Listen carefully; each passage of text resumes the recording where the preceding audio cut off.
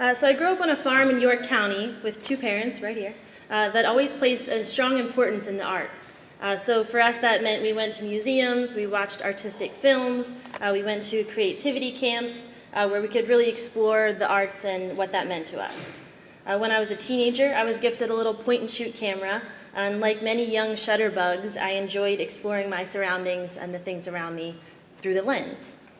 It wasn't until I moved to New York City that I really delved head over heels into exploring those surroundings, and I started to live what I would call a graphically aware existence. There, I learned to develop my own film and print in a darkroom. I learned all about framing and lighting and perspective, and I studied the way that documentary photography and film, the way that we use those mediums to portray this life that we live. So I once had a film professor tell me, you know, Allison, these documentaries that we're studying, they're meant to tell the truth, but really every single one of them has an agenda. And I think that statement really sort of changed the way that I thought from there on out. It kind of made my idea of truth and reality spin in circles, but yet somehow solidified what I always knew to be true. It matters how you portray something. It matters how you light it. It matters how you frame it. It matters how you edit it. And then when you're done, it matters how you present it to the viewer. So I learned that when you're creating something that you're presenting it as a truth, that we're simultaneously creating that truth at the same time. Every creative decision that we make sculpts a version of our reality to be perceived by others. So I moved back from New York City with a new sense of empowerment, a sense that I could sort of control the reality that I was putting out there. And I think that's something that all artists share in a way. A painter can portray their truth through their paintbrush, and a sculptor can sculpt theirs. So I came to own a photography business for 8 years, where my partner and I shot upwards of 300 weddings in that time. Our job was to portray people's wedding days with careful curation. So we wanted to include the beautiful moments between the bride and groom, but don't include the scowling mother-in-law in the background. We wanted to include the beautiful moments, when the father of the bride saw her for the first time, but skip over the back fat when they're trying to get the wedding dress on. So even then, through framing and light, I was making creative decisions to portray an attractive version of the truth and to omit an unattractive one. So fast forward to now, I'm director of marketing and events at Tutoni's restaurant, and I'm also creative director at Taste Test Restaurant Incubator. So at Taste Test, it's kind of confusing, so here's the process. But basically at Taste Test, aspiring restaurateurs pitch their ideas to us. We help them develop those concepts through a mentorship program, and then the public comes and tries those concepts in the form of a pop-up restaurant. So we gain feedback from all of the people that come try the food, and from that, the aspiring restaurateur takes that feedback and uses it to tweak and improve their concept. All with the hopes that if they do well, they then gain access to some alternative funding and can open their own brick and mortar location.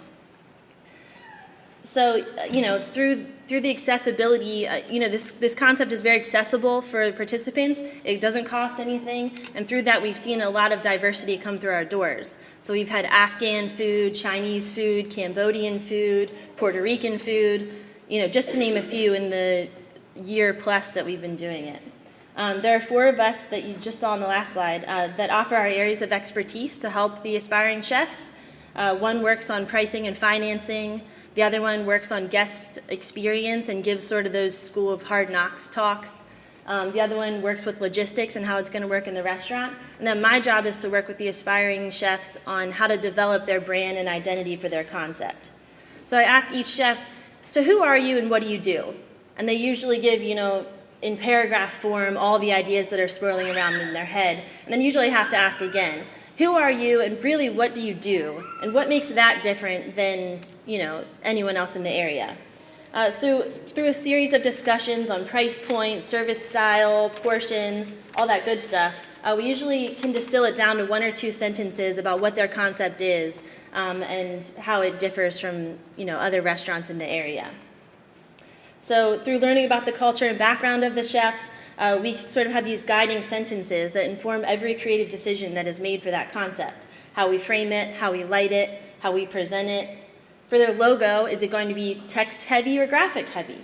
Are we going to use a lot of color or a little bit of color? And if we're going to use color, is it going to be red for bold and spicy, green for fresh, or yellow for gentle? The brand of a concept must be consistent in all of its parts. So from the menu design to the plating of the food and the pictures I post of it, it all has to be consistent. From the verbiage that I choose on social media to the photos that I share of the chef, should I post one where they look really serious in their chef's jacket, or do I post one where they're in an apron and it's kind of stained? It all matters. It matters for the actual user experience too. So from the weight of the paper that we print the menu on to how heavy the dishes feel that they're eating the food off of, it all matters. And really all of that kind of gives a series of cues for what the customer should perceive when they come. So the lighting and framing that we use for everything sort of manages the expectations of the customers, and ultimately that's how they perceive if they've had a good dining experience or not. So even now, to this day, I find myself curating and creating an ideal reality. Sometimes it feels dirty or calculated, like I'm being manipulative in some way, but I figure somebody's got to do it, so I might as well make these decisions deliberately. And so I challenge each of you to go through life with a fresh pair of eyes, knowing that everything you see is a portrayal of someone's reality. And in marketing, it's very deliberate. So it's up to you as the consumer to decide when you want to sit out or when you want to play along. Thank you.